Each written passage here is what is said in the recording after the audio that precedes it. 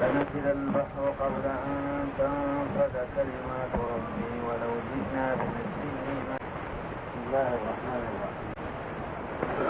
الحمد لله رب العالمين، صلى الله وسلم وبارك على عبده ورسوله نبينا محمد وعلى آله وأصحابه ومن اهتدى بهديه إلى يوم الدين. أما بعد،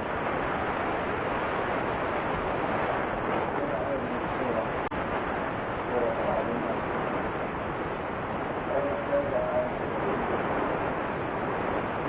مواعظ من القصص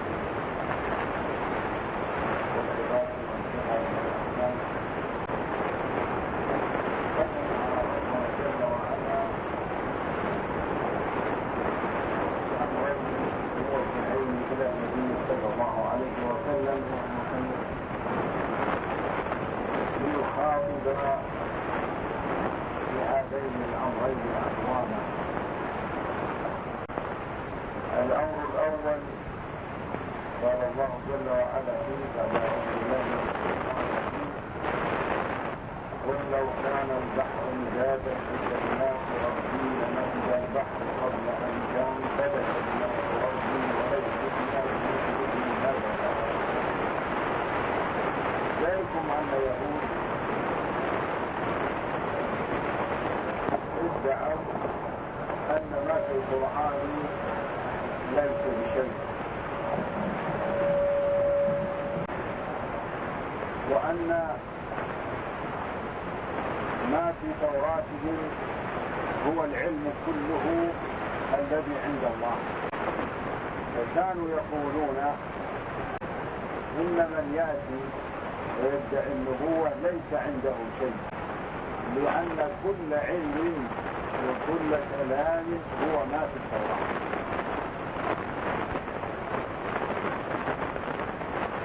فأمر الله جل وعلا نبيه محمدا صلى الله عليه وسلم أن يقول لهؤلاء وغيرهم: قل لو كان البحر مدادا لكلمات ربي لنفد البحر قبل أن تنفد كلمات ربي ولو جئنا بمثله مددا. الله جل وعلا له الكمال في ذاته، وله الكمال في أفعاله وأسمائه وصفاته. فالله تعالى من صفاته الكلام، وهو يتكلم متى شاء كيف شاء إذا شاء بما شاء. فما أنزله الله جل وعلا من علم وما أنزله الله جل وعلا من كلام هو قليل مما أخفاه، وهو تبارك وتعالى يتكلم ولم يزل يتكلم. وقال لنبيه عليه الصلاة والسلام: بلغ هؤلاء القوم أنه لو كان البحر حبر مداد، يعني حبر بكلمات الله، لانتهى هذا البحر قبل أن تنتهي كلمات الله، ولو جاء بمثله مددا، مثله ومثله ومثله ومثله، أضعاف هذه البحار لو كانت حبر ما نفذت كلمات الله. وهذا تنبيه إلى عظمة المولى جل وعلا، كما جاء في سورة لقمان: ولو أن ما في الأرض من شجرة أقلام والبحر يمده من بعده 7 أبحر ما نفدت كلمات الله إن الله عزيز حكيم.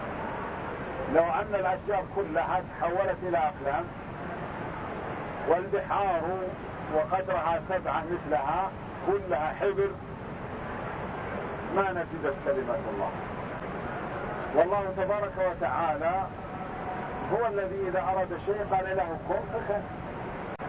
فمن ذا هذا المسكين الذي يدعي أن عنده شيء من العلم؟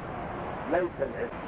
ولهذا مر بنا لما أن الخضر كان ركبا على السفينة ومعه موسى، الذي جاء ليتعلم منه، فجاء طائر ووقف على حرف السفينة ونقر بمنقاره البحر ثم طار. فقال الخضر لموسى: ما علمي وعلمك من علم الله إلا كما نقر هذا الطائر من البحر، وما أوتيتم من العلم إلا قليلا. فالله جل وعلا يقول: قل لو كان البحر، أي جميع البحار، جميع المياه، المحيطات والأنهار وغيرها، لو كانت حبرا ومدادا لكلمات ربي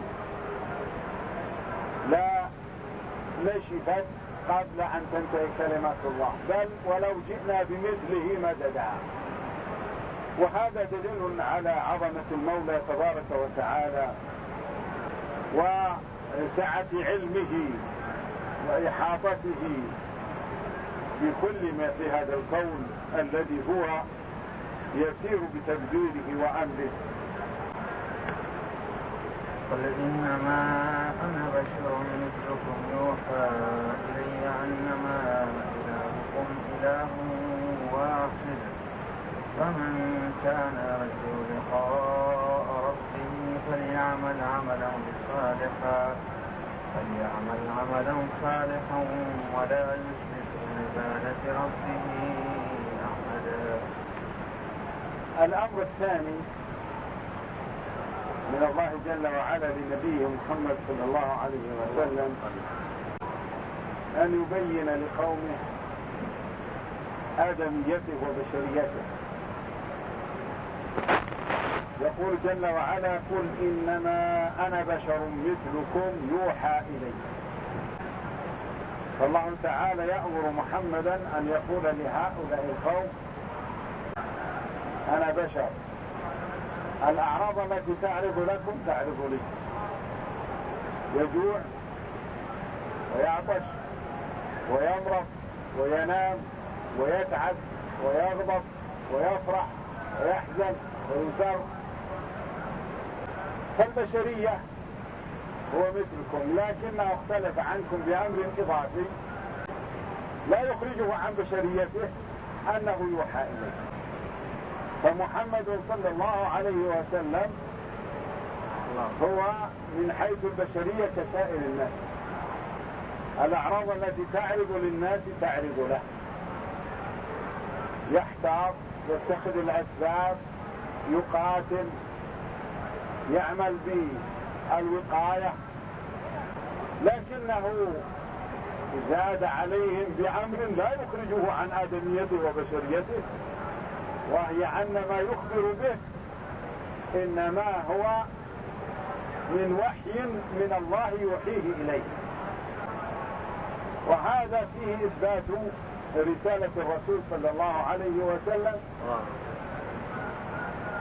وفيه أيضا تنبيه إلى أن النبي صلى الله عليه وسلم لا يصلح أن يكون إلها، فهو بشر لكنه يوحى إليه، والوحي إليه لا يجعله أهلا لأن يعبد، فهو عبد كما سماه الله تعالى بذلك في أكثر من موقع: سبحان الذي أسرى بعبده، الحمد لله الذي أنزل على عبده الكتاب. والعبد لا يعبد والرسول لا يكذب، فتميز عن غيره من الناس بأنه يوحى إليه، ومن لوازم أنه يوحى إليه أن يقبل خبره، فهو لا ينطق عن الهوى.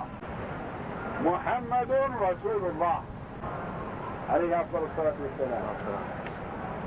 وإنك لعلى خلق عظيم. يقول عليه الصلاة والسلام: أوتيت القرآن ومثله معه. والله تعالى يقول عنه: وما ينطق عن الهوى إن هو إلا وحي يوحى. يقول جل وعلا: قل إنما أنا بشر مثلكم يوحى إلي أنما إلهكم إله واحد. إذا كان هو يوحى إليه فأعلى وأغلى وأعظم ما أوحي إليه به أنه لا إله إلا الله. يوحى إلي أنما إلهكم إله واحد، ما في لات ولا عزة ولا منات ولا إساف ولا نائلة ولا فلان ولا سيد فلان ولا الولي فلان ولا صاحب الضرع فلان ولا غيره ولا شجر ولا حجر ولا مدى. يوحى إلي أنما إلهكم إله واحد. ولهذا فإن النبي صلى الله عليه وسلم كان يبدأ دعوته لكل قوم بأن لا إله إلا الله، ويرسل بعوثه ورسله إلى الأمصار ليدعوهم أول ما يدعوهم إليه أن لا إله إلا الله. فهذه هي مفتاح الإسلام والفارقة بين الإيمان والكفر. قل إنما أنا بشر مثلكم يوحى إلي أنما إلهكم إله واحد، وهو الله جل وعلا. فلا إله إلا الله وحده لا شريك له، له الملك وله الحمد، يحيي ويميت بيده الخير وهو على كل شيء. هو الله الذي لا إله إلا هو عالم الغيب والشهادة، هو الرحمن الرحيم. هو الله الذي لا إله إلا هو الملك القدوس السلام المؤمن المهيمن، المؤمن المهيمن العزيز الجبار المتكبر، سبحان الله عما يشركون. هو الله الخالق البارئ المصور، له الأسماء الحسنى، يسبح له ما في السماوات والأرض وهو العزيز الحكيم. ولما قال المشركون إن محمدا ونقول صلى الله عليه وسلم يدعي أن له ربا واحدا وهو يقول بسم الله الرحمن الرحيم، فدعا ثلاثة وسمى بثلاثة، أنزل الله تعالى عليه قل ادعوا الله أو ادعوا الرحمن أيا ما تدعوا فله الأسماء الحسنى. وقال جل وعلا وله الأسماء الحسنى فادعوه بها وذروا الذين يلحدون في أسمائه.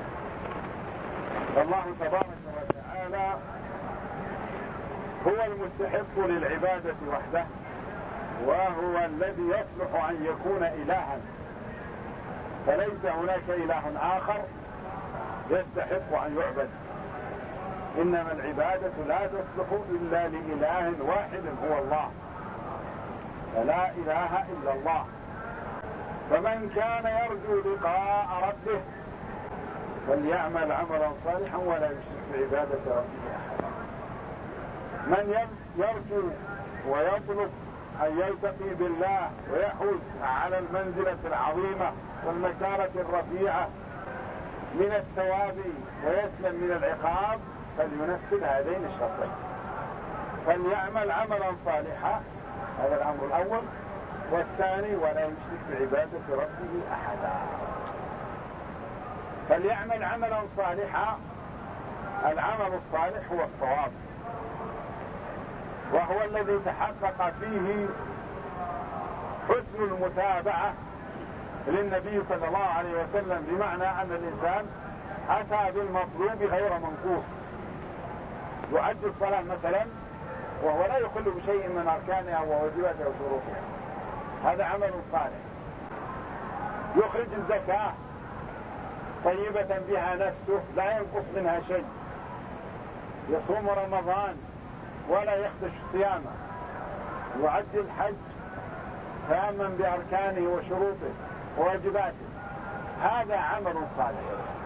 الشرط الثاني ولا يشرك بعبادة ربه أحدا، معناها أن يكون العمل خالص لله، لا يصاحبه شيء من الشرك ولا النفاق ولا الرياء ولا السمعة. فقد يعمل الإنسان عملا صالحا ولكنه غير خالص.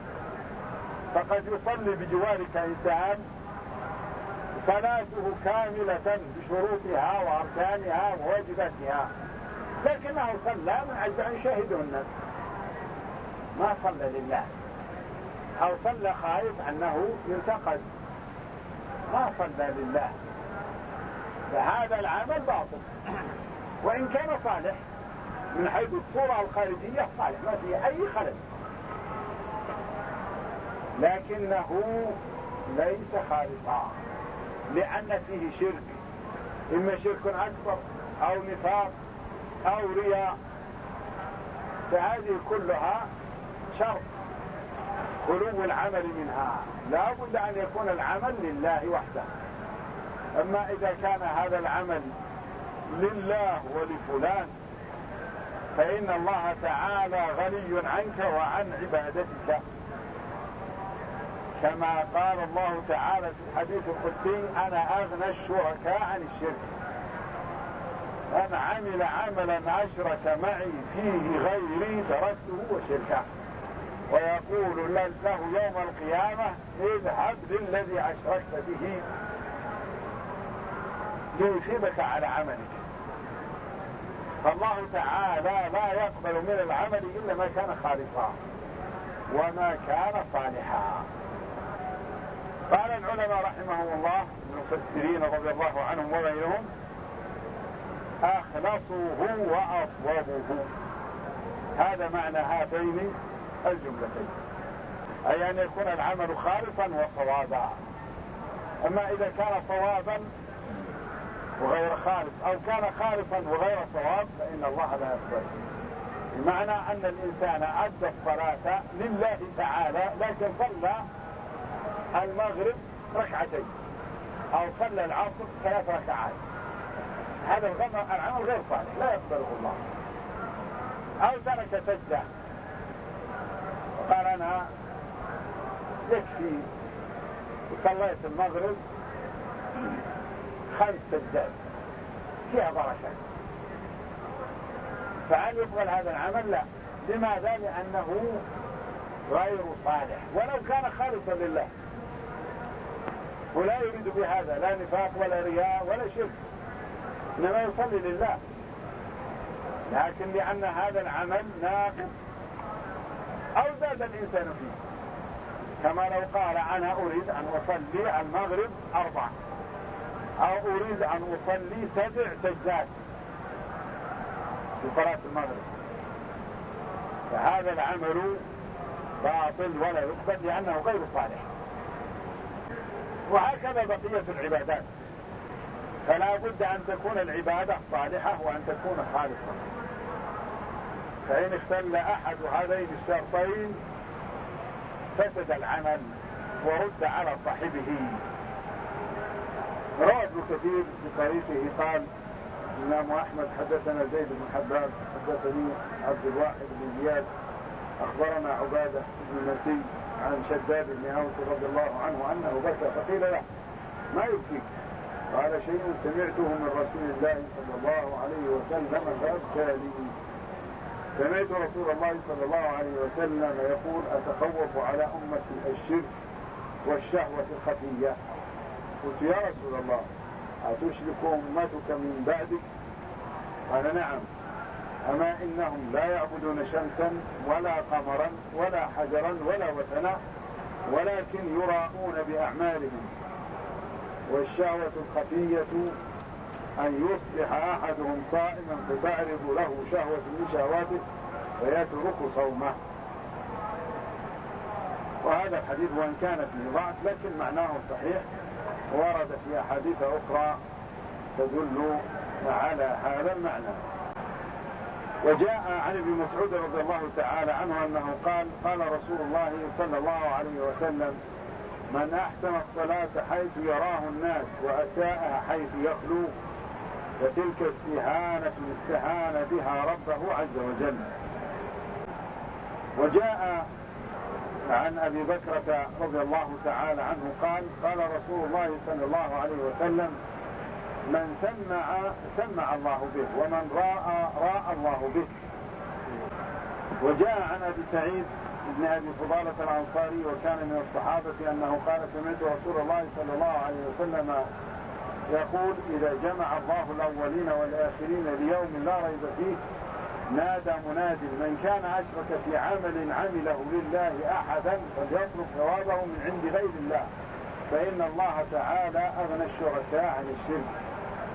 إلى غير ذلك من الآثار والأحاديث الواردة في هذا المعنى، وكلها تبين أهمية إخلاص العمل لله تعالى وإحسانه. والله تعالى يقول: فمن كان يرجو لقاء ربه فليعمل عملا صالحا ولا يشرك بعبادة ربه أحدا. ويقول جل وعلا: خلق الموت والحياة ليبلوكم أيكم أحسن عملا. والعمل الحسن هو الذي توفر فيه هذان الشرطان: الصالح أن يكون صالحا وأن يكون خالصا. فهذا هو العمل الأحسن الذي يسلم صاحبه من منزلقات اللقاء، ويكون لقاؤه لله تعالى لقاء أمن وسلام وفوز ونجاة وفلاح وسعادة عندما يلقى ربه جل وعلا. وبهذا نكون قد انتهينا من تفسير هذه السورة، سورة الكهف، ونسأل الله جل وعلا أن يتقبل منا ومن جميع المسلمين أعمالهم الصالحة. وكما تعلمون أهمية هذه السورة قراءتها يوم الجمعة، فإن من قرأ يوم الجمعة سطع له نور من قدميه إلى عنان السماء، وادخرها الله تعالى لعباده المتقين. ومن قرأ 10 آيات من أولها كانت حرزا له من المسيح الدجال. وفي رواية أخرى: من قرأ 10 آيات من آخرها كانت وقاية له من المسيح الدجال. فيجب أن نحفظها ونحفظها لأولادنا وبناتنا وأهلينا، ونعودهم قراءتها كل يوم، ويتأكد قراءة السورة كاملة في يوم الجمعة وليلتها. نسأل الله جل وعلا أن يرزقنا حفظ كتابه وفهمه وتدبره والعمل بما فيه على الوجه الذي يرضيه عنا.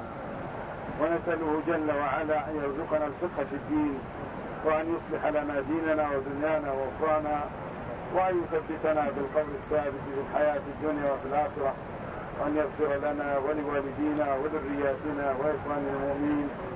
صلى الله على نبينا محمد وعلى آله وصحبه وسلم.